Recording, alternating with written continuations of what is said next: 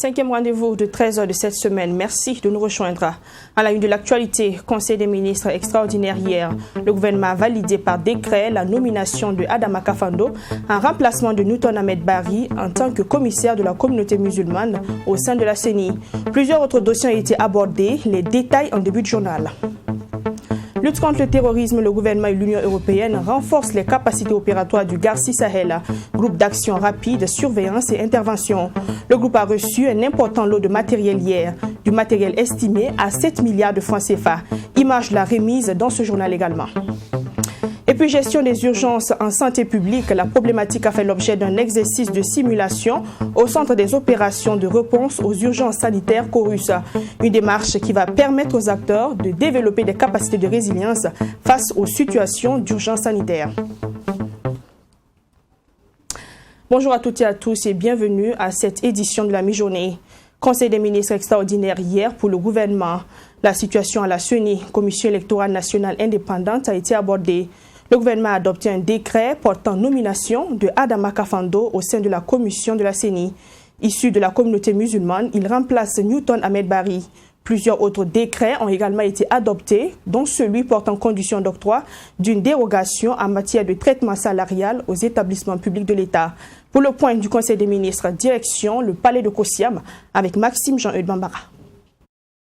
Suite à la nomination de Adama Kafando en remplacement de Newton Ahmed Bari au compte de la communauté musulmane au sein de la Commission électorale nationale indépendante, le gouvernement a adopté un décret prenant acte de cette décision. Décret qui abroge désormais celui pris le 12 juillet dernier, portant nomination des membres de la CENI. Au titre du ministère de l'administration territoriale et de la décentralisation, le Conseil a adopté donc un décret portant nomination des membres de la CENI, la Commission électorale nationale indépendante, et cela à la faveur du remplacement du représentant de la Fédération des associations islamiques du Burkina. Ce nouveau décret, donc pris aujourd'hui, abroge le précédent adopté le 12 juillet dernier et qui avait donc le même objet.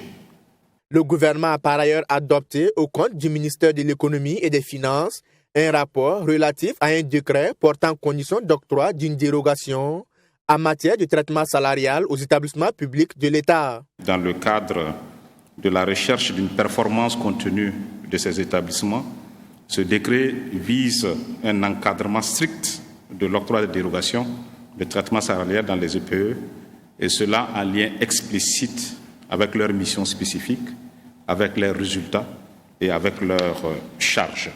Le Conseil des ministres a également donné son accord pour la nomination d'un ambassadeur extraordinaire et plénipotentiaire de la République islamique et fédérale du Pakistan auprès du Burkina Faso avec pour résidence Tripoli. Selon le ministre porte-parole du gouvernement, ces deux pays entretiennent une relation diplomatique depuis 2019. Lutte contre le terrorisme. Hier 22 juillet, le groupe d'action rapide, surveillance et intervention Garci Sahel a reçu du matériel d'équipement et de sécurisation du territoire. Plusieurs véhicules, des gilets pare-balles, des casques ont été réceptionnés par le ministre de la Sécurité. Cette unité de la gendarmerie a déjà fait ses preuves à Tueni et à Barani. Ce matériel permettra donc de faire face à la menace des groupes armés. Image avec Michael Toukri et Nelly Tapsoba. Le groupe d'intervention rapide, surveillance et intervention Garci Sahel bénéficie d'un important lot de matériel roulant et de protection composé de véhicules, de drones, de gilets pare-balles. Cette unité de gendarmerie voit sa capacité de lutte contre le terrorisme et le grand banditisme renforcée. C'est un don de matériel qui permettra d'équiper notamment la gendarmerie, plus précisément les unités Garci, qui sont déployées déjà à Barani et à Tueni et qui vont être projetés dans les mois à venir au niveau de Mangodara et de Nyoro Nyoro. Je voudrais dire que le chef de l'État nous a engagés à travailler en parfaite intelligence, mais dans une posture de souveraineté avec tous les partenaires qui peuvent nous accompagner dans la lutte contre le terrorisme. Ce projet qui a permis d'équiper les unités du Garci est soutenu par l'Union européenne avec un objectif, celui d'assurer une sécurité intérieure au Burkina Faso à travers une optimisation des capacités opérationnelles des unités. Le matériel remis au groupe d'action rapide, surveillance et intervention est d'un montant de 10,5 millions d'euros. Je voudrais quand même souligner l'importance des relations entre les forces de sécurité internes et de défense avec les populations. Ça doit être des relations de confiance entre les deux qui se soutiennent d'un à l'autre. Troisièmement, je voudrais souligner la sécurité n'est probablement pas atteignable sans un État qui rend les services de base à la population, même dans les zones difficiles. Et là, nous aussi, l'Union européenne fait un effort d'accompagner ce retour d'État dans les zones difficiles au Burkina Faso. Les 2 premières unités Garci ont été déployées en 2019 dans les localités de Toeni et Barani. Leurs actions ont permis la stabilisation de ces localités. La seconde phase du projet se traduira par le déploiement de 2 nouvelles unités à Mangodara dans la région des Cascades et à Ilionoro dans le sud-ouest. On reste toujours dans le cadre de la sécurité, remise de matériel également à la police nationale. Et c'est le premier responsable de la sécurité, Maxime Koné, qui a procédé au nom du gouvernement à cette remise de matériel militaire divers. Le lot est composé de casques de protection, de gilets pare-balles et des voitures blindées estimées à environ 2 milliards de francs CFA. Ce dont vient ici étoffer l'équipement de défense et de sécurisation du territoire. Cérémonie de remise au camp de la compagnie républicaine de sécurité avec Fatima Tanikema. Des gilets pare-balles, des casques, des véhicules blindés, de quoi renforcer les capacités opérationnelles de la police nationale dans la lutte contre le terrorisme. Du matériel offert par le ministère de la Sécurité. Nous sommes dans un contexte difficile et il était tout à fait normal que l'État puisse accompagner les forces de sécurité qui sont sur le terrain. Et donc, le don de ce matériel participe de cet engagement que le chef de l'État a pris pour que nous puissions améliorer notre action sur le terrain et pour qu'il y ait le retour de la sécurité progressivement dans notre pays. Nous avons la clairvoyance qu'en fonction de la nature de la menace, nous devons aussi nous réadapter. Selon Maxime Koné, ce matériel de protection vise à accompagner la montée en puissance des forces de défense et de sécurité sur le terrain de la lutte contre le terrorisme. Une lutte qui, selon lui, va se solder par une victoire avec l'appui et l'accompagnement de tous les Burkinabés. On n'est pas dans une perspective seulement de réponse militaire. Le gouvernement aujourd'hui est en train d'articuler une réponse globale qui tienne compte de tous les éléments. En d'autres termes, nous sommes sur une posture de coproduction de la sécurité. Donc tous les acteurs sont importants, et y compris l'apport stratégique de nos populations. Il faut que ces populations adhèrent à notre action. Ce n'est pas tout, ce n'est qu'un échantillon. Et pour les casques et puis les gilets pare-balles, je crois que nous devons être à 1500. Et il y a aussi les blindés, ce n'est pas le seul blindé, on en a 2. Donc nous voudrons en tout cas progressivement équiper nos forces de défense et de sécurité en fonction aussi de nos moyens. Le directeur général de la police nationale, Jean-Bosco Kienou, se réjouit du don reçu et exprime sa gratitude au ministère de la Sécurité ainsi qu'au gouvernement. Ce dernier assure que le matériel sera déployé sur le terrain dès que possible. Ce don véritablement, il va venir accroître nos capacités opérationnelles sur le terrain. C'est un don qui va en tout cas aider à mieux protéger les hommes sur le terrain.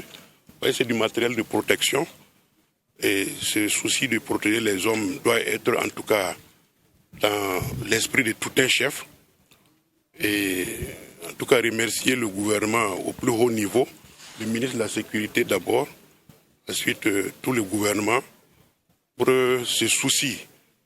Et j'allais même ajouter que le gouvernement, en tout cas, s'est toujours efforcé en tout cas d'appuyer les forces de défense de sécurité dans cette âpre lutte contre l'adversité terroriste. La valeur du matériel qui a été officiellement réceptionné ce 22 juillet 2021 au camp de la compagnie républicaine de sécurité est estimée à 1,9 milliard de francs CFA. Il y a quelques jours de cela qu'il y a à Ouagadougou, le député français Jean-Luc Mélenchon de la France Insoumise, dans le cadre de son séjour, a animé une conférence publique le mercredi dernier à l'université Joseph Kizerbo. À travers la discussion engagée avec les étudiants, l'homme politique s'est posé la question sur un possible avenir en commun dans la francophonie. Face aux étudiants donc, Jean-Luc Mélenchon a exposé sa vision de la francophonie. Il a aussi fait cas des relations entre la France et les États africains. Le point avec Sanata Siré. Merci bien. L'insoumis est bel et bien. Dans le cadre de sa visite au Burkina Faso, le député français Jean-Luc Mélenchon était face aux étudiants à l'université Joseph Kizerbo. Entre autres questions abordées lors de cette rencontre, la situation sécuritaire au Sahel, l'intervention des forces armées françaises dans les États africains et les relations diplomatiques nouvelles entre la France et l'Afrique. Cet homme politique français entend apporter un changement significatif dans la coopération France-États africains. Jean-Luc Mélenchon dit être contre ces expéditions militaires de son pays vers les pays africains, des expéditions qu'il juge d'ailleurs sans perspective. La force Barkhane, mais acceptons nos contradictions.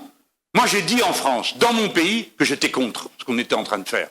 Pas contre nos militaires, aucun homme politique ne peut parler dans son pays contre les militaires de son pays. Vous dites pas à des gens, allez là-bas, faites ceci, faites cela, mourrez. Depuis le début, je dis, je ne suis pas d'accord.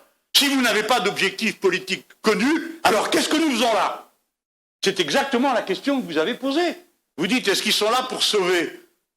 Je pense que oui, il vaut mieux qu'on leur dise, parce qu'il faut bien que l'action humaine ait un sens. Mais moi je vous ai dit ce que j'en pensais. Je pense que c'est pas comme ça qu'on va y arriver. Je suis contre les expéditions militaires sans perspective et sans accord avec personne. Dans un pays où on fait 2 putschs sans que personne n'ait rien à dire. Pour lui, la communauté des peuples francophones constitue un joyau et ne doit pas être perçue comme un obstacle. Et ce dernier de plaider pour une langue commune d'opinion et de projets communs au bénéfice de l'ensemble des pays de la francophonie. Je plaide devant vous pour que vous vous appropriez ce bien commun, parce que mon peuple y trouve son compte et votre peuple peut y trouver son compte. C'est donc dans une idée de relation nouvelle de la période de début du XXIe siècle. La France du début du XXIe siècle n'est pas la puissance qu'elle était au début du XXe ou à la fin du XIXe. Mais nous le savons tous. Je n'ai pas de gêne à le reconnaître. C'est moi qui serais un illuminé si je faisais comme si nous étions cette superpuissance qui que quoi. C'est pas vrai. L'exposé du député de la France Insoumise lors de cette conférence publique a suscité beaucoup de réactions dans la salle. Ce fut environ 5 heures de débats et d'échanges, parfois contradictoires, entre les participants et l'invité du jour. Pourquoi est-ce que la France, dans une dynamique, ne va pas quitter l'euro et ensemble, avec les pays francophones africains, on va créer une monnaie commune? Ce ne sont pas de quelqu'un qui est venu en tant que donneur de leçons, mais en tout cas sa conférence est beaucoup plus réaliste. Mais enfin, nous aussi nous sommes sur les gardes, parce que ce n'est pas une messe ou un évangile. Et donc nous sommes sur les gardes et nous ne sommes pas dupes de comprendre que, ou d'oublier que chaque nation défend ses intérêts.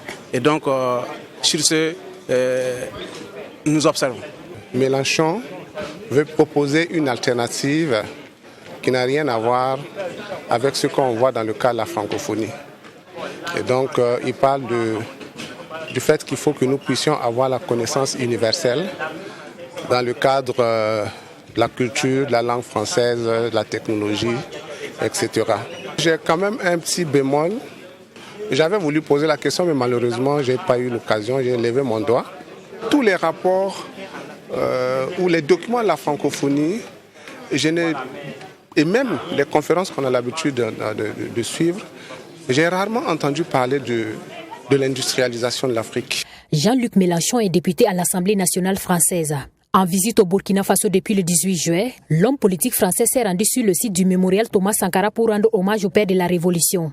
Il a ensuite été reçu par le président du Faso et le président de l'Assemblée nationale. Cette conférence, dont le thème est « Y a-t-il un avenir en commun dans la francophonie ?», a marqué la dernière étape de son séjour au pays des hommes intègres. Les acteurs du monde de la culture étaient également réunis pour des échanges. Initiés par l'artiste musicien Bamos Théo, Il a concerné les lauréats au prix Perel-Kouni pour la paix et la cohésion sociale organisé par l'artiste lui-même.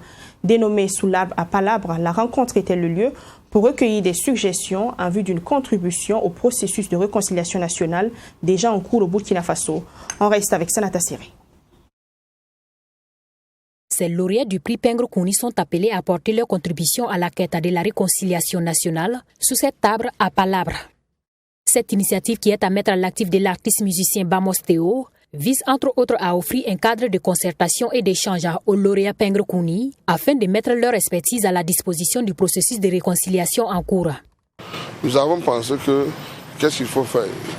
Il faut essayer de réunir les Perel-Kouni, les lauréats Perel-Kouni, pour, avec des panels de communication, ils vont échanger et à l'issue des échanges, ils vont faire des propositions de recommandations où ça va être aussi la contribution des lauréats aussi depuis. Ça donne aussi un sens depuis de 8 ans qu'on donne les trophées.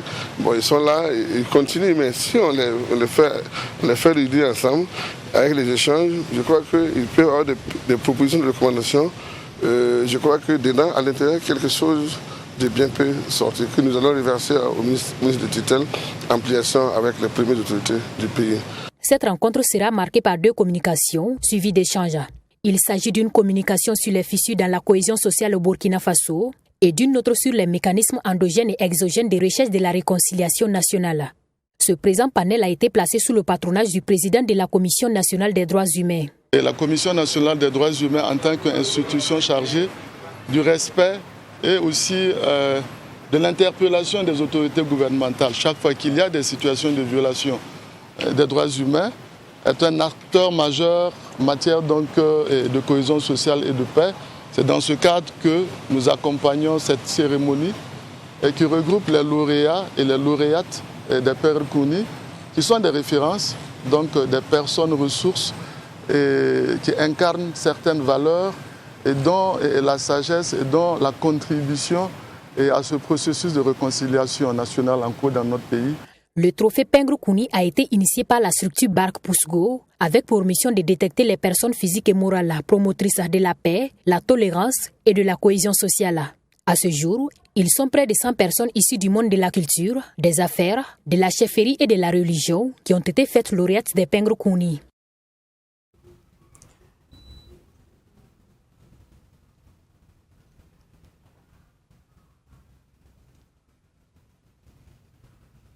À la page santé de ce journal, on parle de la gestion des urgences. Que faire face à une situation d'urgence sanitaire? La question a fait l'objet d'un exercice de simulation hier 22 juillet.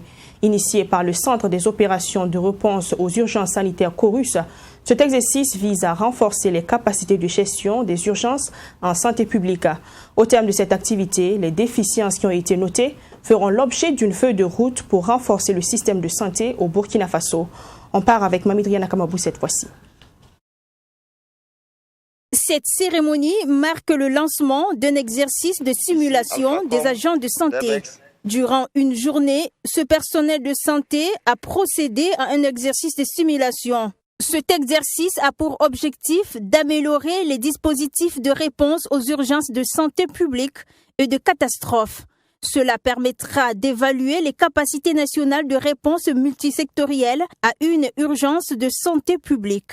Et nous avons mis en place un scénario qui associe aussi bien les services de secours à travers la Direction générale de la protection civile, mais également à travers, je pense, la Brigade nationale des sapeurs-pompiers.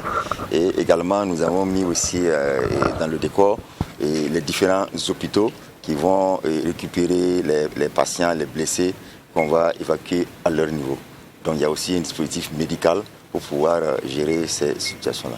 Et selon les premiers responsables du ministère de la Santé, les différents dispositifs de secours sauvetage, de secours médical et de prise en charge médicale ont été testés.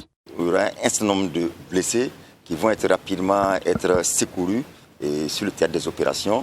Mais également, le sapeur-pompier va développer son plan rouge pour pouvoir faire face à ce type de situation.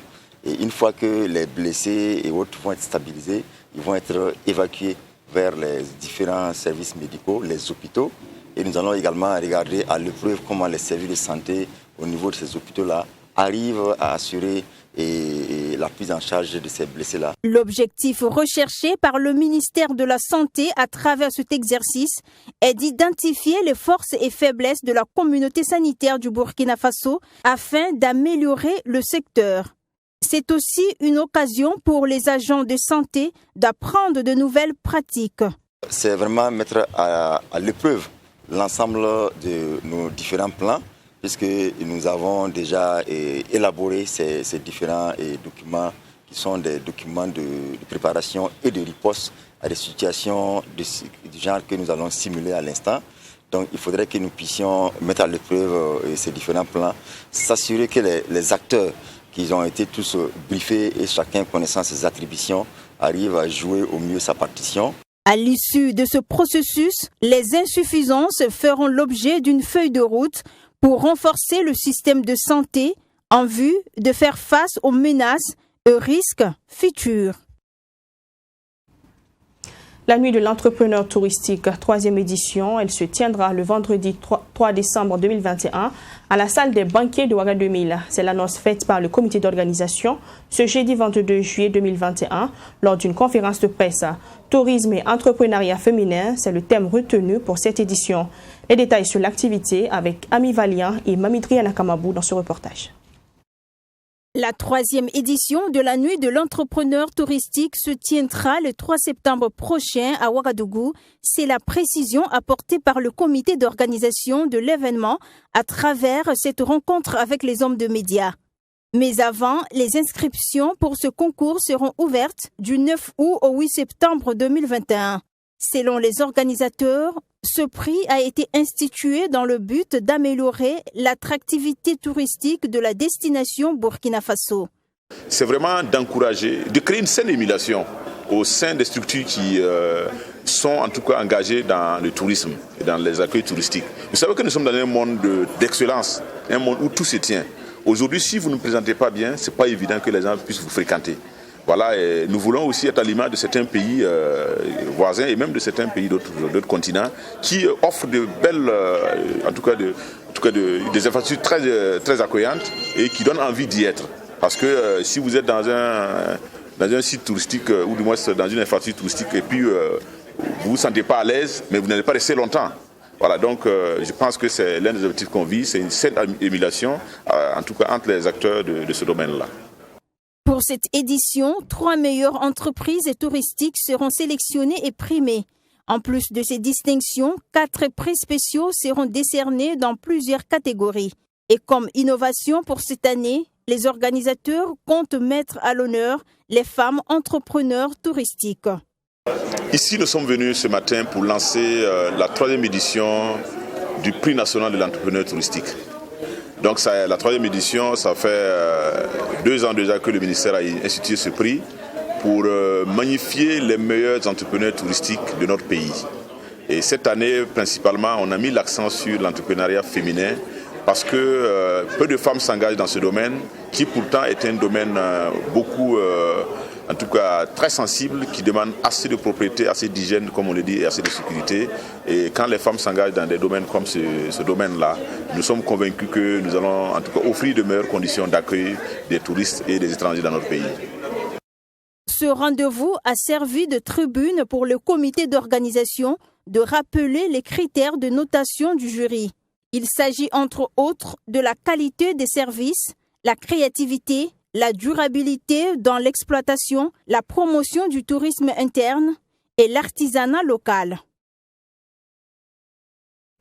Du sport, pour refermer ce journal, on s'intéresse au tournoi Maracana des mutuelles organisé par Coris Banque International à l'occasion des 10 ans de Coris Assurance. 8 équipes issues de structures différentes ont pris part et la finale a opposé l'équipe de Coris Assurance à celle de la Sonabi. Coris Assurance remporte sa propre coupe à l'issue des séances de tir au but. Assami Touré.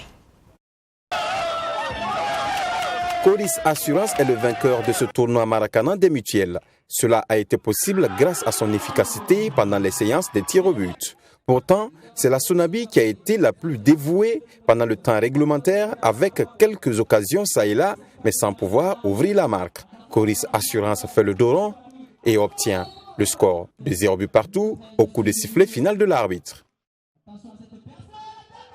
Et c'est ce dernier tir sur le poteau qui permet à Coris Assurance d'être couronné.